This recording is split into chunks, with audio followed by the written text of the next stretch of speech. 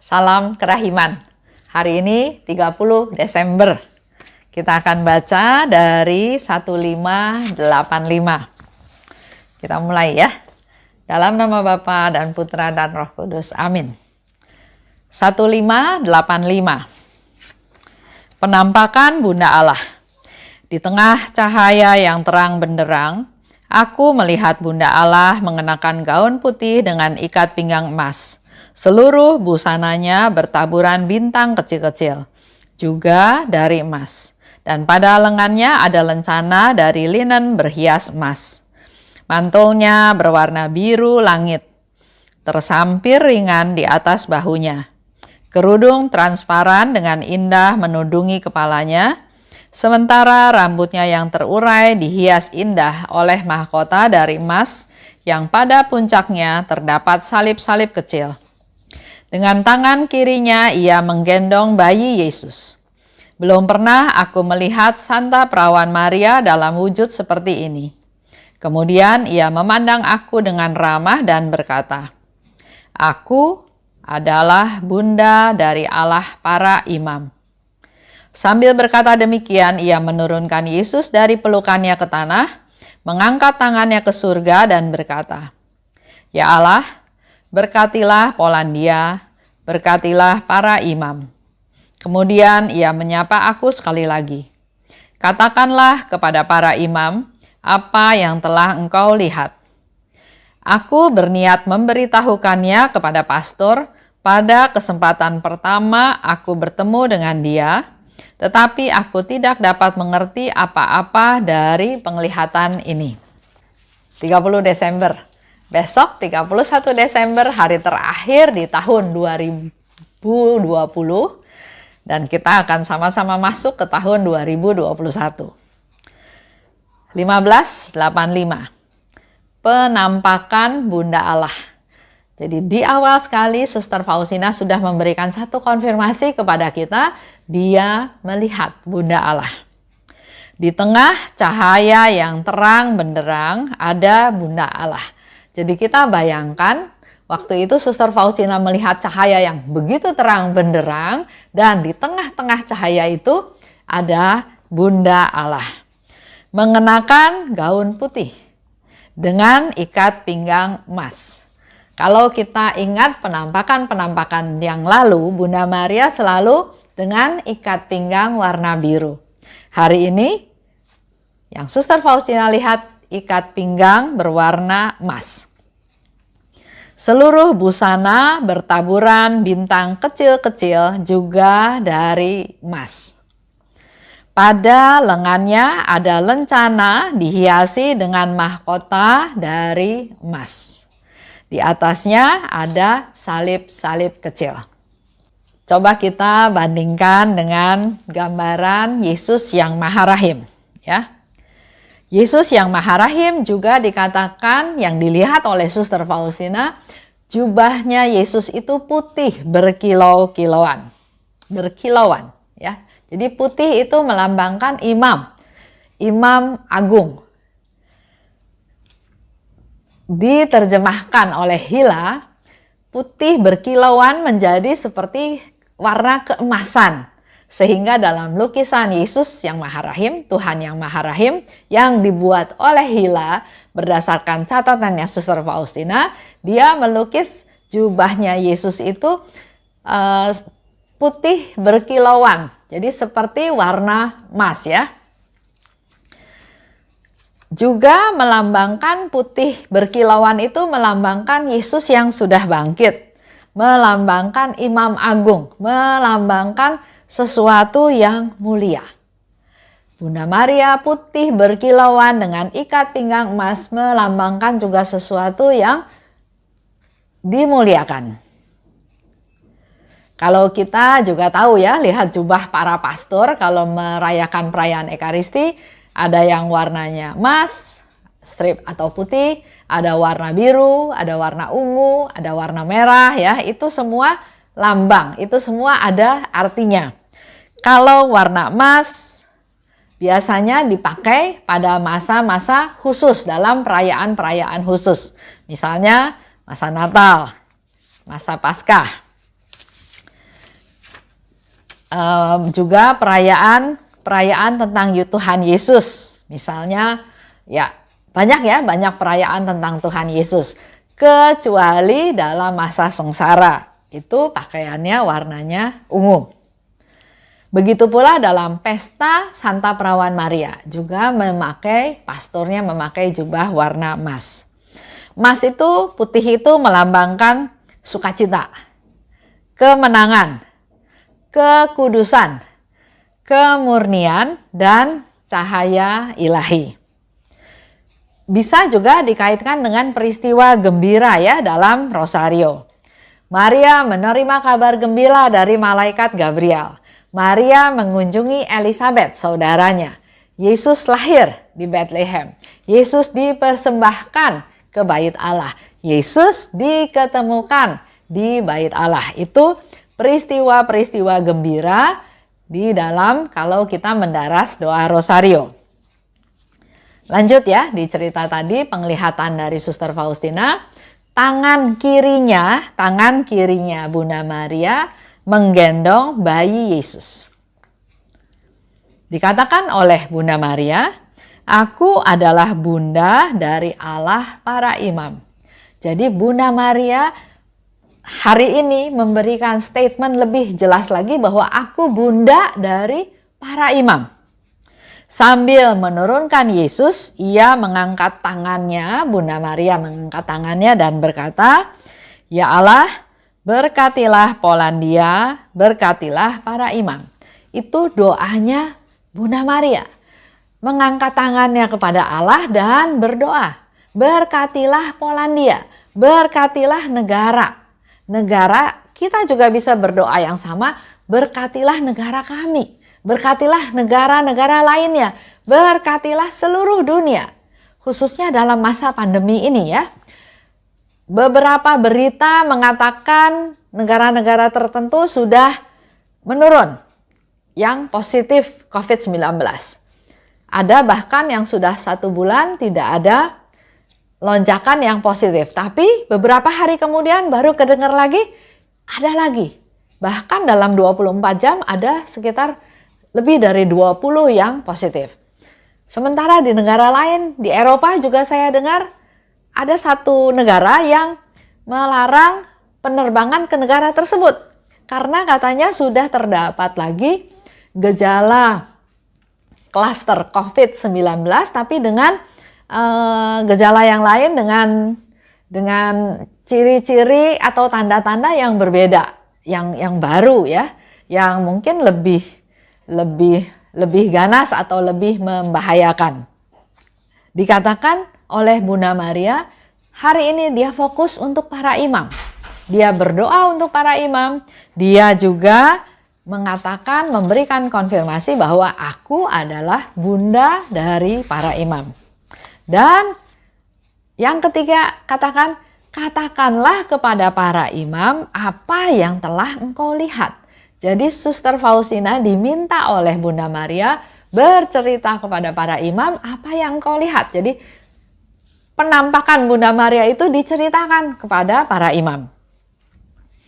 Aku berniat, nah ini Suster Faustina ya, dia berniat memberitahukan pada Pastor Andras.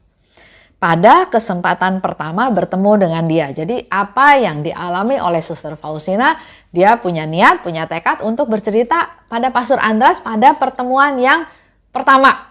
Begitu ketemu dia akan cerita. Artinya buat Suster Faustina ini hal yang penting, yang harus diprioritaskan, yang harus segera. Ya, karena kalau kita perhatikan Bunda Maria pun mention tentang para imam ini sampai 3 kali. Tapi aku tidak mengerti akan penglihatan tersebut. Jadi dia sendiri juga dia nggak ngerti akan arti daripada penglihatan tersebut. Tapi dia tetap punya niat untuk men-sharingkan, untuk memberi kesaksian, untuk bercerita kepada Pastor Andras. Kadang kita dalam hidup kita juga, kita nggak ngerti. Kenapa ya Tuhan, kok jadi seperti ini? Kami merencanakan hal yang baik dengan persiapan-persiapan, tapi kok jadinya seperti ini, ya. Ya, apapun yang terjadi, kita harus laksanakan. Kita perlu ketaatan. Walaupun mungkin nggak berkenan pada orang lain, tapi kita perlu melakukannya dengan ketaatan, dengan kesetiaan, dengan berbagai resiko, nggak apa-apa. Jadi kadang nggak ngerti. Contoh tadi Suster Faustina, kalau misalnya Pastor Andras bertanya balik, menurut kamu apa? Penglihatan apa yang kamu lihat? Apa pendapat kamu? Apa pengertian kamu? Suster Faustina juga pasti nggak bisa jawab karena dia bilang, dia nggak ngerti, tapi dia tetap mau cerita. Di sini dibutuhkan kesetiaan, ketaatan dengan segala macam resiko. Bisa dimarahin, bisa dibilang bodoh, tapi hal inilah yang harus dia laksanakan, dia lakukan. Contoh misalnya dalam hidup kita sehari-hari ya. Bagaimana kita bisa bersyukur? Misalnya contoh seperti firman Tuhan, bersyukurlah senantiasa. Pertanyaannya adalah bagaimana kita bersyukur dalam keadaan yang sekarang mungkin kita hadapi. Keretakan dalam rumah tangga. Keuangan yang morat-marit. Sakit yang berkelanjutan. Usaha yang gagal dan gagal terus. Ketidaksetiaan. Atau banyak hal ya, banyak hal, situasi, keadaan yang kita alami, tapi sementara pihak lain Tuhan bilang bersyukurlah senantiasa dalam segala hal. Nah, dalam hal ini yang Suster Faustina lakukan bukan itu dipertentangkan atau bukan disamakan atau dicari benang merahnya, tapi yang dilakukan adalah taat pada perintah Tuhan. Apapun yang terjadi, walaupun nggak ngerti, tapi dia mau lakukan apa yang Tuhan kehendaki. Begitu pula dalam hidup kita. Dengan segala macam permasalahan, ingat satu firman Tuhan, bersyukurlah senantiasa. Dan tugas kita adalah berusaha untuk bisa bersyukur. Dan kalau kita sungguh-sungguh mencari, pasti kita bisa sungguh-sungguh bersyukur. Contoh lagi, Bunda Maria sangat peduli pada keadaan para imam. Tadi ya sampai di-mention 3 kali.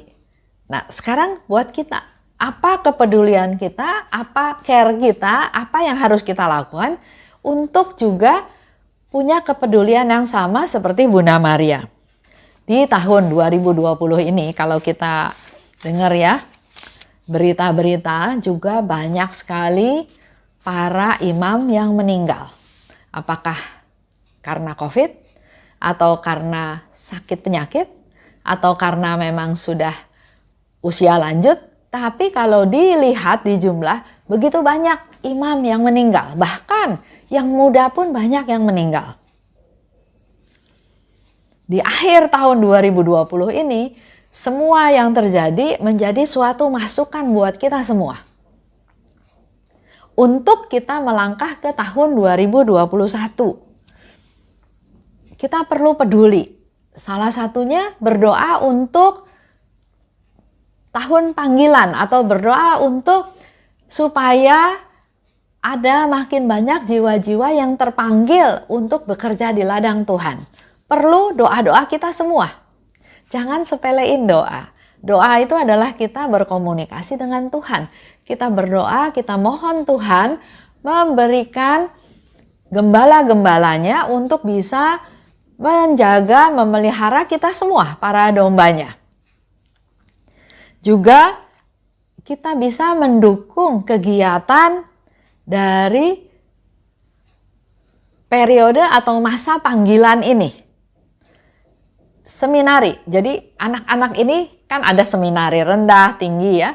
Nah, perlu dididik, perlu akomodasi, perlu makan, perlu pendidikan.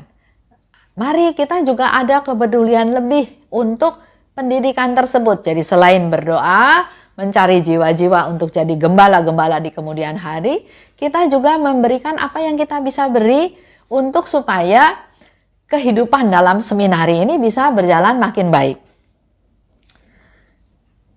Awam, kita para awam di paroki perlu makin giat mendukung kegiatan di paroki.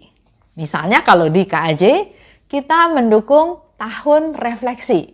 Tahun 2021 di mana kita melakukan refleksi terhadap apa yang sudah kita lakukan selama ini. Dan mari kita kurangi beban imam. Jangan malah nambahin kerjaan ke imam. Contoh yang gampang.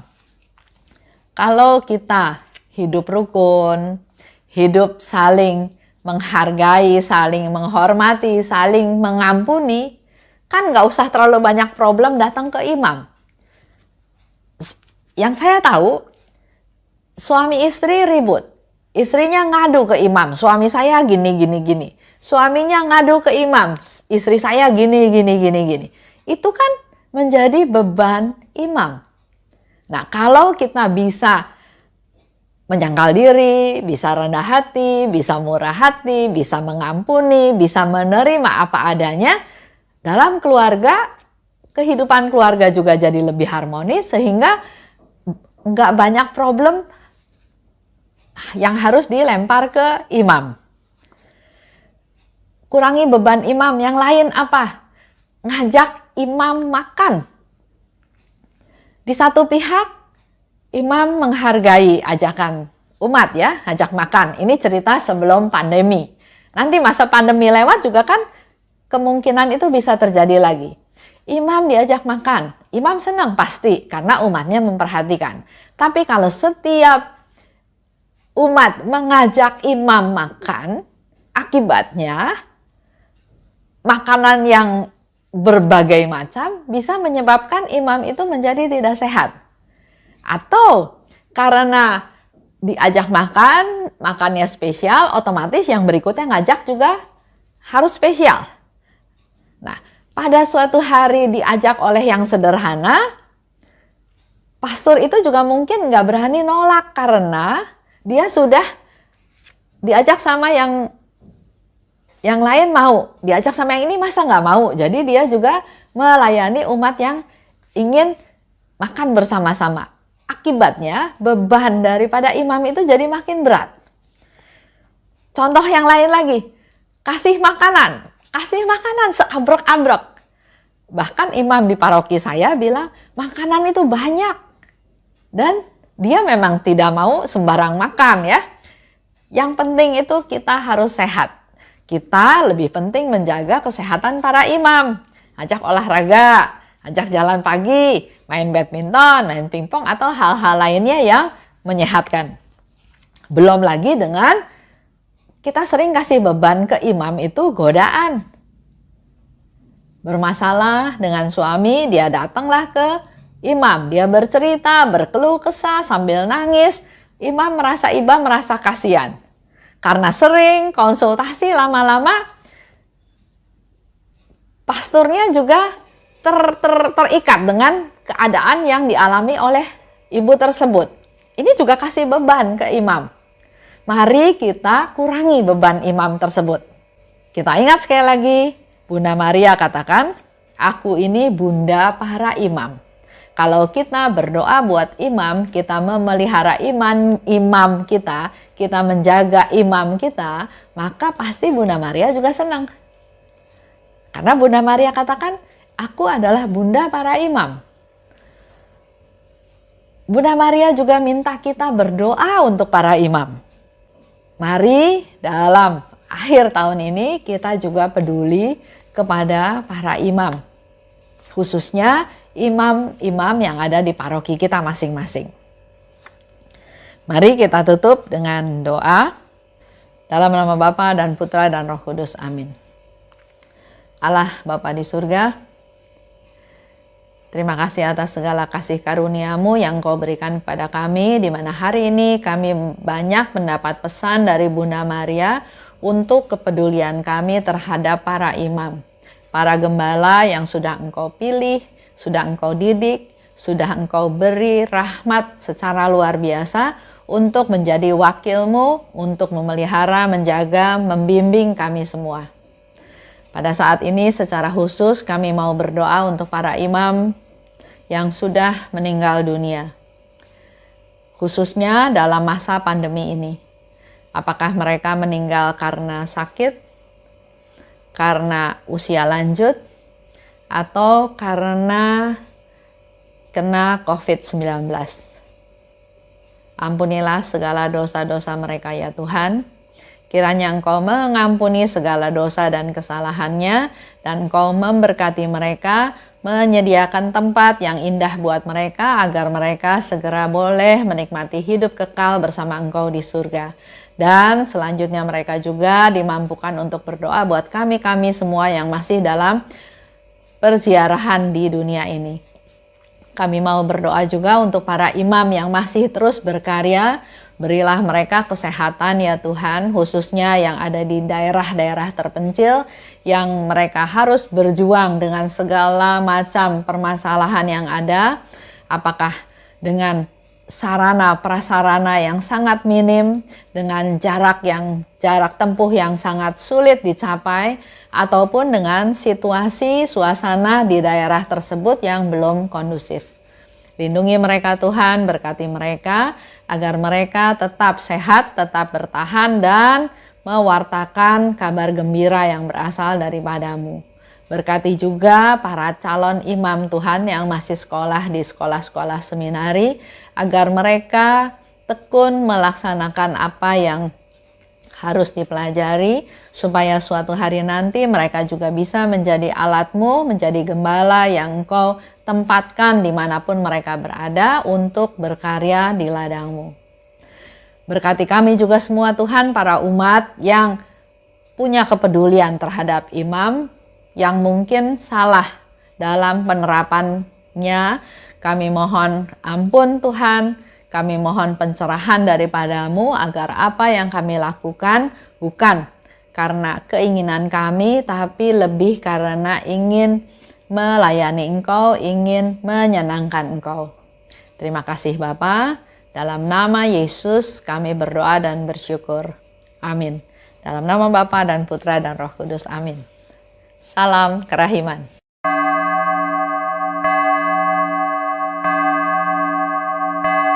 Hatiku